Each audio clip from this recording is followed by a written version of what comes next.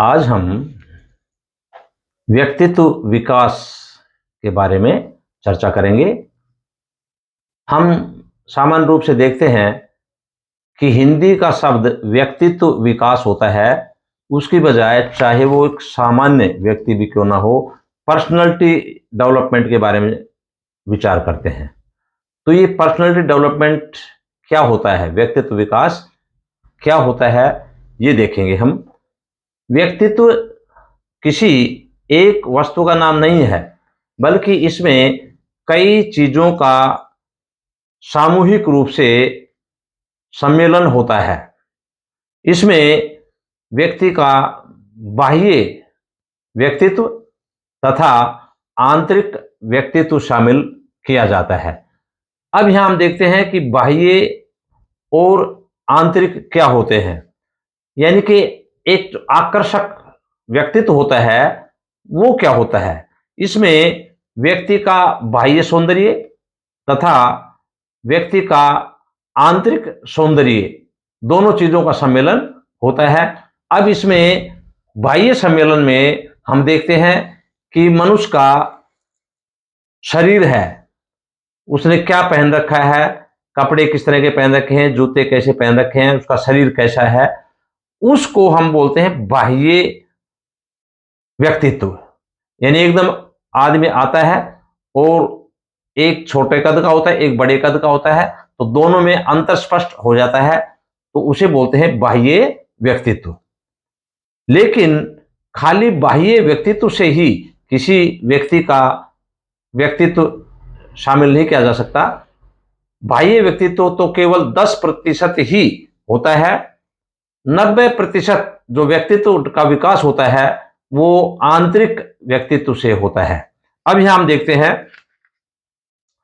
व्यक्ति के बाह्य सौंदर्य में आदमी के बैठने उठने का ढंग, व्यक्ति का पहनावा, व्यक्ति की सुंदरता, शारीरिक गठन कैसे होता है, किस प्रकार का है, उसको हम जो है बाह्य व्यक्तित्व कहते हैं।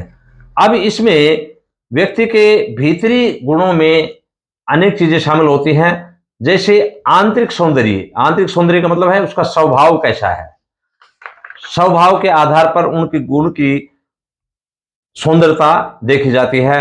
उसमें आदमी का स्वभाव कैसा है, आदमी के गुण क्या है, आदमी पढ़ा लिखा है या नहीं है, उसकी बोलचाल की भाषा कैसी है, कई चीजें उसमें शामिल होती है। उसका कैरेक्टर कैसा है, ये चीजें शामिल की जाती है।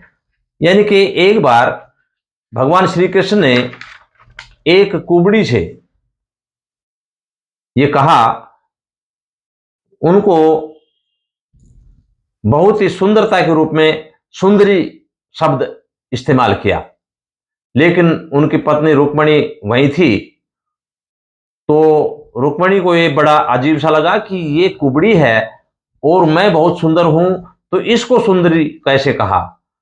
तो श्री कृष्ण ने उनके बारे में बताया कि अंदर से इनका स्वभाव है बहुत बढ़िया है और इनमें बहुत ज्यादा गुण हैं जो आप नॉर्मल व्यक्ति पहचान नहीं पाता, इसलिए ये सुंदरी है, इसके शारीरिक गठन को ज्यादा महत्व नहीं दिया जाए। इसलिए हम देखते हैं कि सुकरात थे, वो बाह्य रूप से तो कुरूप थे, लेकिन अंदर से बहुत ही ज्ञानवान थे, बहुत ही सुशील थे, बहुत ही हर प्रकार से स्वाभाविक रूप से उनके पास कोई भी व्यक्ति बैठता था तो वो एकदम जो है मंत्रमुग्ध हो जाता था। महात्मा गांधी को देखें, शरीर रूप से तो चलो खराब नहीं थे, लेकिन फिर भी एक पतले से व्यक्ति थे, लेकिन आज विश्व के अंदर आज भी उनकी जगह जगह पर मूर्तियां लगाई जाती हैं, क्योंकि उन्होंने देश को आजाद कराने में बहुत बड़ा रोल अदा किया था। इस प्रकार से हम देखते हैं सुंदर शरीर ही नहीं बल्कि अन्य चीजें भी शामिल की जाती हैं। अब यहां हम देखते हैं कौन कौन चीजें शामिल की जाती हैं। यानी कि हमारा व्यक्तित्व मुख्यतः 6 बिंदुओं पर आधारित होता है। उनमें हम देखते हैं इनसे संतुलन और व्यवस्थित हमारा जो सिस्टम है वो चलता रहता है। पहला हमारा है शारीरिक बिंदु। इसमें हमारा शरीर ठीक होना चाहिए, सुदृढ़ होना चाहिए और इसमें किसी प्रकार की बीमारी न हो, इसे बोलते हैं शारीरिक रूप से अच्छी तरह से पहनावा हो, कपड़े चाहे कीमती ना हो लेकिन सुंदर होने चाहिए, साफ सुथरे होने चाहिए। इसमें आदमी को खेल कूद के साथ साथ शारीरिक रूप से मजबूत होना चाहिए, व्यायाम करते रहना चाहिए, योगासन वगैरह करते रहे तो शरीर ठीक रहता है। तो शारीरिक रूप से स्वस्थ होना चाहिए, सबसे पहला तो ये है। दूसरा हमारा है बौद्धिक रूप से आदमी को नॉलेजवान होना चाहिए, ज्ञानवान होना चाहिए। आज हम देखते हैं कि हम बच्चों को पढ़ाते हैं तो उनके पास हिंदी की, इंग्लिश की अच्छी नॉलेज होनी चाहिए, भूगोल की, पॉलिटिकल साइंस की, हिस्ट्री की, अन्य प्रकार की जो चीजें हैं वो अच्छी तरह से ज्ञान होना चाहिए उनका। इसके साथ साथ हम देखते हैं आज का जमाना कंप्यूटर का है तो कंप्यूटर की नॉलेज भी होनी चाहिए। कुल मिलाकर के ये है कि सामान्य रूप से थोड़ी थोड़ी चीजें सभी विषयों की ज्ञान होना चाहिए। इसके साथ साथ ये भी देखा जाता है कि जो व्यक्ति जितना ज्यादा अच्छी किताबें पढ़ता है, अच्छी हायर एजुकेशन प्राप्त करता है, उनका पर्सनालिटी डेवलपमेंट और ज्यादा चमकता है। जैसे कोई व्यक्ति मैट्रिकुलेशन में पास करता है लेकिन कोई व्यक्ति पीएचडी करता है और उसके साथ साथ भी अनेक किताबें लिखता है, अनेक किताबों का अध्ययन करता है, तो उनका व्यक्तित्व और औरों के मुकाबले में ज्यादा उसका विकसित होगा। इसी प्रकार से हम देखते हैं कि बौद्धिक रूप से भी विकसित होना जरूरी है। आप सुंदर हैं, स्वस्थ हैं और साथ ही शिक्षित भी हैं तो पर्सनालिटी डेवलपमेंट में और निखार आता है।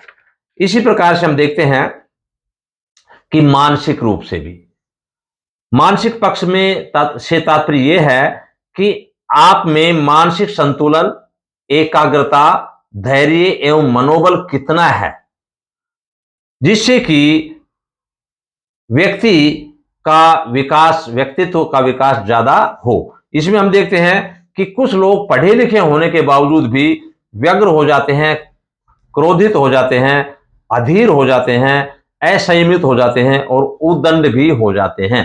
तो ऐसे व्यक्ति को उम्र के कोई मतलब नहीं होता है, ये शिष्टता होनी चाहिए। और अशिष्टता अगर होती इन चीजों की तो वो मानसिक रूप से असंतुलित होते हैं और उनका विकास कम पाया जाता है। इसलिए मानसिक रूप से भी आदमी को स्वस्थ होना चाहिए, ताकि अगर मानसिक स्वस्थ नहीं है तो यो ध्यान साधना के द्वारा इसको ठीक किया जा सकता है। हम देखते हैं जिस व्यक्ति में आत्मबल होता है वह जीवन के किसी भी क्षेत्र में विफलता प्राप्त नहीं करता है। हम देखते हैं सुभाष चंद्र बोस का ये उदाहरण ले सकते हैं, जिन्होंने छोटी उम्र में डिसाइड कर लिया था, मानसिक रूप से वो संतुलित थे, बौद्धिक रूप से वो संतुलित थे और उन्होंने अपने देश को आजाद करने का बीड़ा उठाया था और अल्टीमेटली लास्ट तक वो अपने ध्यान में मजबूत रहे और सफलता तक पहुंचे। अब यह है भावात्मक बिंदु भी बहुत महत्वपूर्ण है व्यक्तित्व विकास के लिए।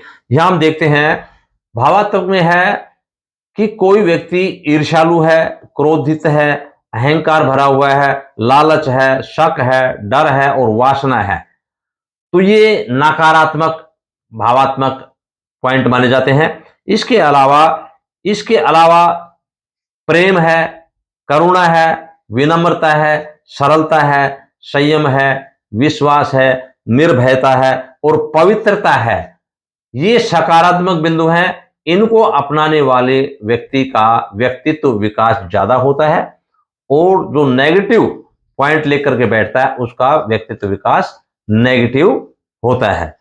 यहां हम देखते हैं कि हमें अच्छे व्यक्तित्व विकास के लिए प्रेम का व्यवहार करना चाहिए, विश्वास का व्यवहार करना चाहिए, विनम्रता, सरलता, पवित्रता जैसे सकारात्मक भावों का मूल्यांकन करना चाहिए।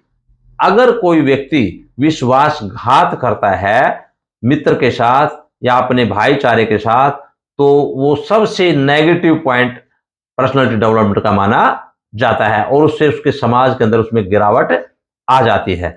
कोई व्यक्ति चलते चलते ही गाली गलौज देने लग जाए, बिना मतलब कि क्रोधित हो जाए, असंयमित हो जाए, तो उसका व्यक्तित्व विकास एकदम समाज की नजरों में गिर जाता है।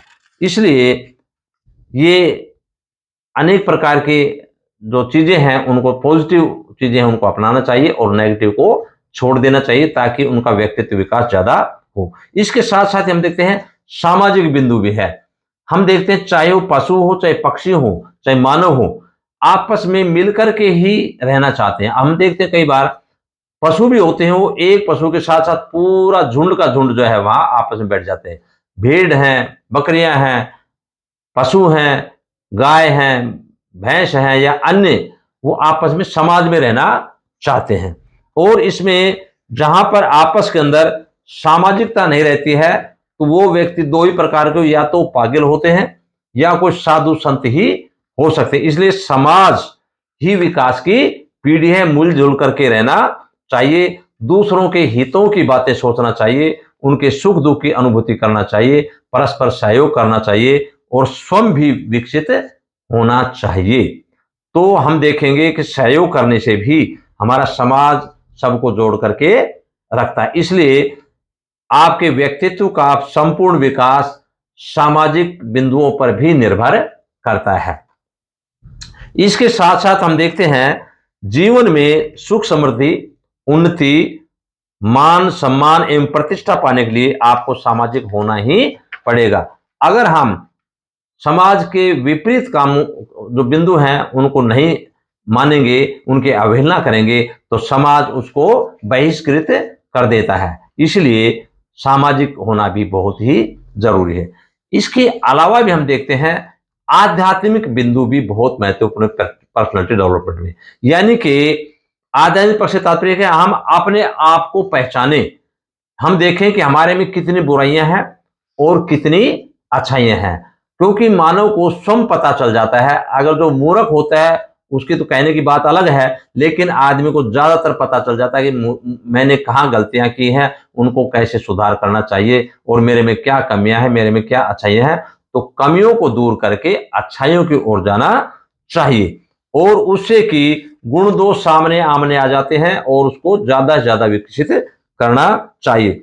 हमें देखते हैं कि हम किसी व्यक्ति पर श्रद्धा करते हैं तो इससे हमारा आध्यात्मिक विकास ये होता है कि हम परमात्मा पर विश्वास करें कि परमात्मा एक है और ये हमें सबसे ऊपर से सभी व्यक्तियों को देखता है। हम चाहे चुपचाप किसी की चोरी करें, चुगली करें या हिंसा की बात करें, तो आदमी तो छुपा सकता है लेकिन उस परमात्मा से कोई छुपा नहीं सकता। इसलिए हमें दूसरों के प्रति दया होनी चाहिए, करुणा होनी चाहिए, प्रेम होना चाहिए, सहयोग की भावना होनी चाहिए।